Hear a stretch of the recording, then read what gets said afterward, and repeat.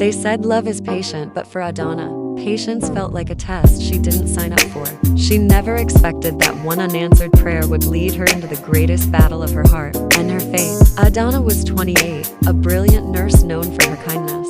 She loved deeply, but every man she trusted ended up betraying her. Her friends said she was too spiritual, but she believed that true love must come from God, not chance. Every night she prayed, "Lord, I don't want another heartbreak. If it's not from you, don't let it stay." Then one day, in the hospital's emergency room, Destiny walked in literally bleeding from a car crash. His name was Daniel, a young architect who had lost control of his car while rushing to save his brother's life. Adanna treated his wounds, not realizing God was about to heal something deeper in them both. Daniel recovered quickly, but he couldn't forget the calm in Adanna's eyes, the peace that made him feel safe.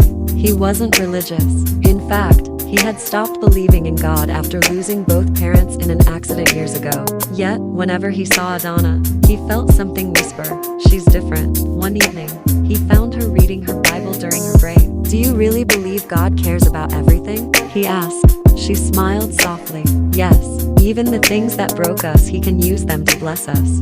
That night, Daniel went home thinking, what if she's right? Weeks turned into months. Adanna and Daniel grew closer. They shared laughter, prayers, and quiet sunsets. But just when everything seemed perfect, Daniel vanished. No calls, no messages, no goodbye. Adanna was shattered. Her faith trembled, but she prayed again. "God, if this silence is your plan, help me trust it." Months later, she received a letter not from Daniel, but from his younger brother, Michael. The words hit her like lightning.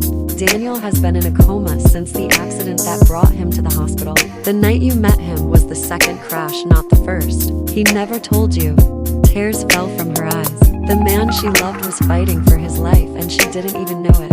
Adanna visited the city hospital Michael mentioned. There he was, Daniel, lifeless but breathing. Machines surrounded him, but peace filled the room. She sat by his bedside, held his hand, and whispered, "You told me once you didn't believe in miracles, but you are one."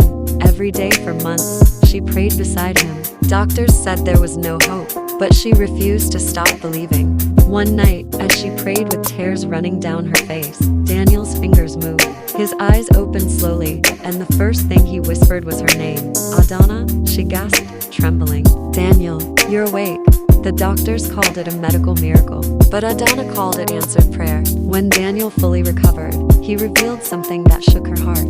"Adanna, while I was unconscious, I saw something. I saw light, and a voice said, 'You will wake when your heart forgives.' I saw my parents smiling, and you, kneeling beside me. That's when I knew God hadn't left me. I had left him." He wept, and she wept with him. That day, Daniel gave his life to Christ. Months later, they began planning their wedding until another storm came.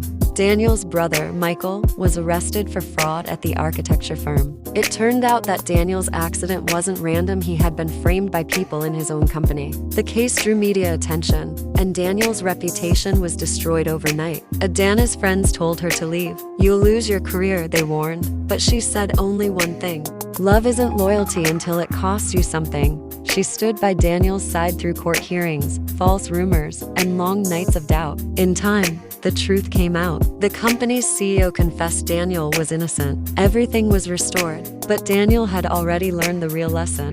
Peace doesn't come when life is perfect. It comes when God becomes enough.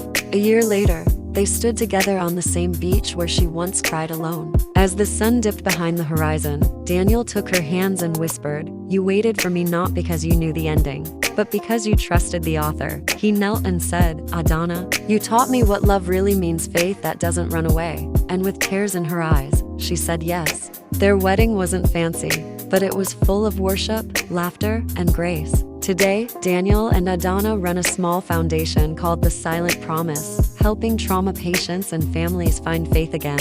Every person they help hears this message. Even when God is silent, He's still writing your story. God's silence is not His absence. True love waits not in idleness, but in faith.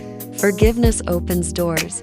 Miracles walk through. Pain doesn't mean punishment, sometimes it's preparation. When God writes your story, no human delay can erase your destiny. Faith isn't knowing how the story ends, it's trusting the one who writes it.